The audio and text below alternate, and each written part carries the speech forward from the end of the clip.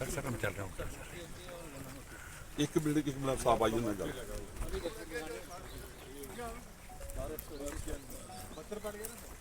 Hello सवाल कर रही थी कि आपको 5 महीने के बाद याद नहीं आया, आपको पहले आना चाहिए। और अशोक जी आपको डिक्टेट कर रहे हैं लगातार, उनको सलाह देनी चाहिए थी कि आप वहाँ चलिए, इन लोगों के दुख दर्द में शामिल होइए, क्योंकि आप एक बहुत बड़ी हस्ती हैं, जम्मू कश्मीर की नहीं पूरे हिंदुस्तान की।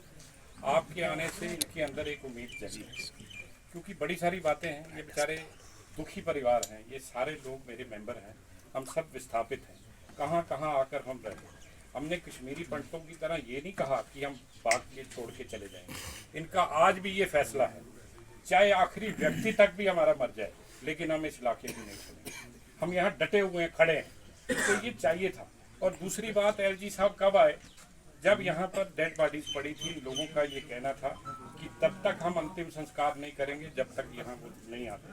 तब तो कोई बात हो नहीं पाई, क्योंकि कुछ लोग हॉस्पिटल में थे, कुछ कहीं थे, कुछ कहीं थे। इन लोगों की आज भी समस्याएं हैं जो हल नहीं हुई हैं। इनके साथ जो वायदे किए गए थे वो पूरे नहीं हुए। उस औरत का ये कहना है कि मुझे नौकरी भी दे दी, पैसे भी दे दिए, लेकिन जब मैं दरवाज़ा खोलती हूँ मेरे बच्चे मुझे नज़र नहीं आते। बिल्कुल ठीक है, कौन वापस करेगा? तो आज तक ना वो लोग पकड़े गए। और सबसे बड़ी बात ये है, हम डिमांड कर रहे हैं कि यहाँ पर एक इंक्वायरी इस बात की होनी चाहिए कि सैनिटाइज क्यों नहीं किया एरिया को अटैक के बाद। सबसे बड़ा सवाल अटैक के 14 घंटे के बाद यहाँ पर माइन फटती है और 2 बच्चे मरते हैं और बाकी 7-8 लोग जख्मी होते हैं।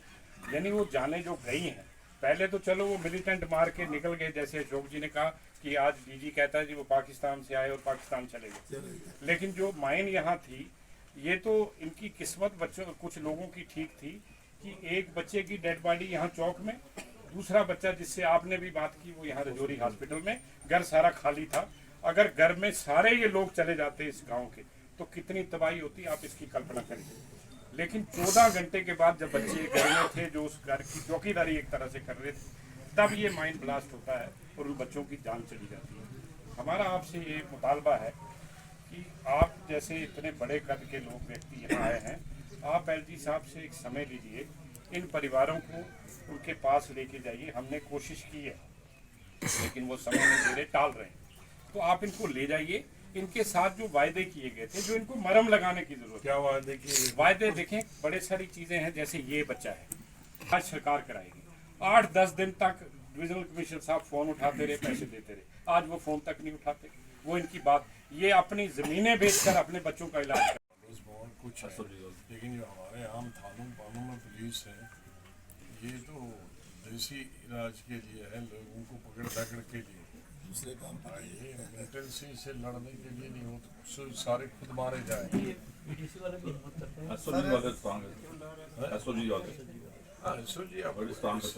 लेकिन उसमें संख्या नहीं है ना, अरे वो एसओजी इतनी संख्या नहीं है ना हर जगह रखने वाले। उसमें सर हमारे एक और डिमांड थी हमारी कि जो बीडीसी है उनको फर्स्ट बेसिकली यहाँ बीडीसी के वेपन भी चले गए, लेकिन ये इंसिडेंट जो हुआ पहले वतन दोबारा बताइए, ये जो इंसिडेंट अमेरिका बांटते हैं वो बढ़ा नहीं है, वो यहाँ नहीं है, कुछ नहीं है यहाँ क्यों नहीं? क्या उसको कर सकते कमला गुप्ता साहब नहीं, फेंसिंग तो चलो, फेंसिंग तो कहीं कहीं है, उड़ गई है, चलो हो गई है, वो फेंसिंग वाले तो काट के आ जाते हैं। लेकिन 47 से लेकर और ये रजौरी पुलिस वाला तो बिल्कुल ही कोरस है। यहाँ तो हर जगह सिक्योरिटी, और जब इस तरह की घटना हुई तो सब अलर्ट हो जाते हैं, सिक्योरिटी वाले, आर्मी वाले को तो सबको मैसेज तो सबको भी अलर्ट होना। तो उसकी जानकारी, ये नहीं कहता कि सिक्योरिटी फोर्सेस ने कोई जान बूझ के मत करें, ये उठा दो, मैं नहीं कहता कि कोई जानबूझ के उन्होंने किया। देखें आज इतनी घटना हुई, इससे भी बड़ी बड़ी घटनाएं हुई, 400 आदमी 500 आदमी को मार के जा सकता कोई, और पकड़ा ही नहीं जाए। ये तो कोई जवाब नहीं है कि पाकिस्तान से आए, पाकिस्तान से, जाहिर है पाकिस्तान से आएंगे पाकिस्तान ही गएंगे, वो तो सबको मालूम है। लेकिन इतना लंबा चले गए वो कई घंटे चल के, एक दिन चल के, तो और आपको भी पकड़े जा सकते हैं। वास्तव में कई चीज़ें हैं, इक्विपमेंट भी हैं, कुत्ते भी हैं, जो उनको पकड़ना बड़ा आसान है। ठीक है, उसकी मैं इनसे भी बात करूँगा, मैं राजनाथ जी से भी बात करूँगा,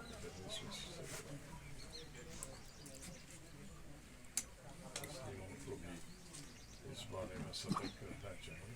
जो कॉलेज ये डिमांड उठाई है आजाद साहब, अगर 1 किलोमीटर पे हो तो चलो फायरिंग करके भाग गया। 30 किलोमीटर चलने में वन साइड ही तकरीबन 10 घंटे लगेंगे, और वो भी छुप छुप के जाना। वो छुप के जाना तो और भी लगेंगे तकरीबन 15 घंटे।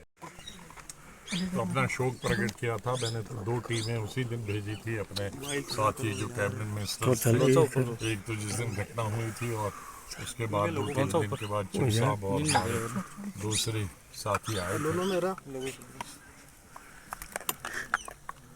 ये तो बहुत ही दुखदायक बात है कि इस एरिया में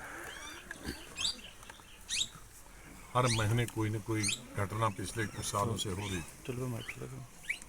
मिलिटेंसी जहां बाकी स्टेट के हिस्सों में तकरीबन ख़त्म हो गई है, लेकिन राजौरी डिस्ट्रिक्ट में दोबारा से 1-2 साल से जो घटनाएं हो रही हैं वो चिंता का विषय है हम सब के लिए और यहाँ के इलाकों के लिए। लेकिन यह है कि खौफ है, डर है यहाँ, और यहाँ सबसे ज़्यादा ज़रूरत इस वक्त है कि BDC को मजबूत किया जाए और सिक्योरिटी फोर्सेस की यहाँ ज़रूरत है जो परमानेंटली यहाँ रहें इस पूरे रीजन में। ये बड़ा रिज है और वैली जैसी है, बॉर्डर एरिया है। और दूसरी जो कहने की है कि आज तक पता नहीं चला इसके बारे में, और इंटेलिजेंस की ज़रूरत है बढ़ाने की, लोकल इंटेलिजेंस भी और आर्मी इंटेलिजेंस भी और पुलिस इंटेलिजेंस भी, कि इस तरह की घटनाएं ना हो, क्योंकि बार बार इस रीजन में घटनाएं हों तो वो एक तो कीमती, जिनकी कोई कीमत ही नहीं है, जानें चली जाती हैं, नौजवान हमारे बच्चों की, नौजवानों की अब 7 जानें तो यहीं चली गई तकरीबन 24 घंटे के अंदर, वो अच्छी बात है। लेकिन जो बाकी लोग भी रहते हैं वो भी डर और खौफ के साए में पल रहे हैं।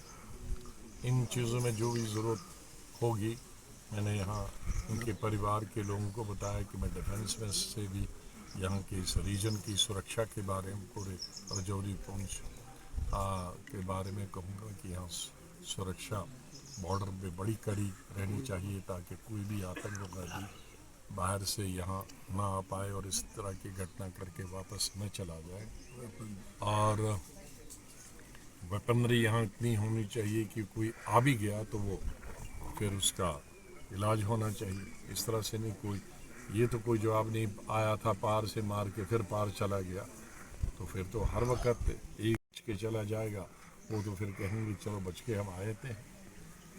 तो बहुत सारी चीज़ें करने की हैं जिसको मैं सब टेलीविज़न पे ये मीडिया के लिए नहीं कह सकता हूँ। कई चीज़ें हैं जो गुप्त करने की चीज़ें हैं, जो मैं सिर्फ माननीय रक्षा मंत्री जी से और यहाँ के गवर्नर साहब से, क्योंकि गवर्नर ही इस वक्त सब लॉ एंड ऑर्डर उन्हीं के हाथ में, उनसे भी बात करूँगा। दूसरा, जो ज़ख्मी हुए हैं उनको इलाज कराने की सरकारी तौर पर ज़रूरत है कि उनका फ्री इलाज होना चाहिए और ठीक इलाज होना चाहिए और अच्छे से अच्छे डॉक्टरों से आना होना चाहिए, खाली पट्टी वट्टी बांधने के लिए है, क्योंकि दोनों के बाजू इस वक्त एक पैरालिटिक शक्ल में है। तो अगर अच्छे इलाज हों, अच्छे ऑर्थोपेडिशियन हों देश के, तो वो दोनों ठीक हो सकते हैं। और जो ज़ख्मी और ज़्यादा हुए हैं उनको भी कंपनसेशन ज़्यादा देने की जरूरत है। सर G20 जो संपन्न हुआ